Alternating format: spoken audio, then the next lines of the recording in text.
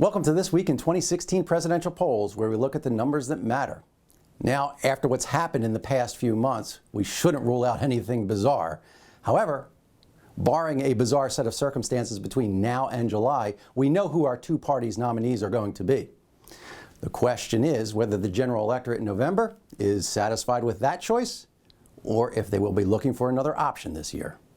According to a recent NBC News SurveyMonkey poll, fully 16% of voters nationwide say they would vote for a generic third-party candidate rather than cast a ballot for either Hillary Clinton or Donald Trump. At face value, these results suggest that a significant number of U.S. voters want another option. Now, we've heard this story before, but in every presidential election since World War II, a third-party candidate has gotten that much of the vote share just one time. And in fact, if we look back at all 17 presidential elections since 1948 and add up the combined vote of independent candidates and third-party candidates, they've exceeded 2% of the national vote combined just 6 times in those 17 races. The vote for independents and third-party candidates hit its high point of 20% in 1992, led by self-funded Reform Party candidate Ross Perot's 18.5% showing that year. In 1968, the Southern states' rights candidacy of George Wallace accounted for nearly all of the 14% vote earned by third-party candidates that year. Perot's second shot in 1996 only earned him 8.5%, contributing to the only other double-digit showing for the third-party vote in post-war presidential elections. If we take those NBC SurveyMonkey results to heart, it looks like this year might be shaping up as another double-digit showing for third-party candidates. But not so fast. Voters actually have to choose from a ballot of named candidates, not from a generic none of the above. And we found over time that actual candidates tend to fare a little less well than imaginary ones. But we don't know that unless we actually ask about those candidates on the polls.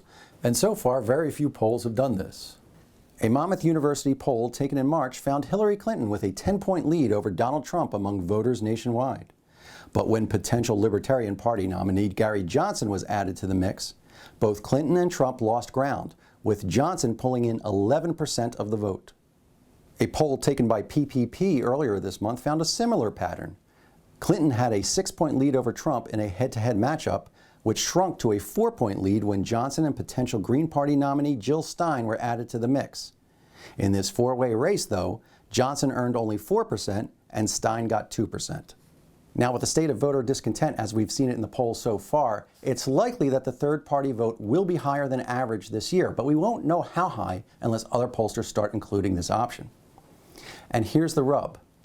Third-party candidates cannot participate in the presidential debates unless they meet two requirements. First one is that they have to appear on ballots in enough states so that they can actually earn an electoral college victory.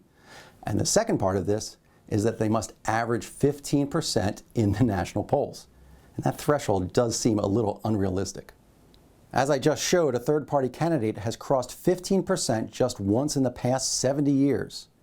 However, Wallace's regional appeal in 1968, while not reaching that threshold, was enough to earn him electoral college votes and impact the final outcome. And it can be argued that Ralph Nader's vote share of just under 3% in 2000 may have been the determining factor in that year's race.